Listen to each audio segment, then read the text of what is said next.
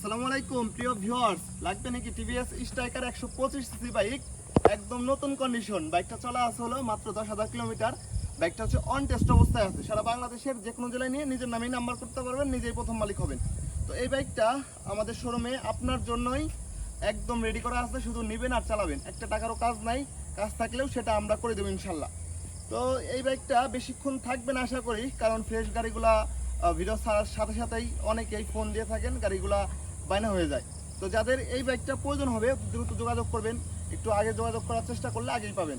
তো বাইকটা হচ্ছে এক কথায় নতুন কন্ডিশনে আছে। যারা নতুন গাড়ি নেবেন, নতুন থেকে অনেক টাকা কমে পাবেন, একদম গাড়ি নতুন পাবেন হচ্ছে পুরাতনের দামে।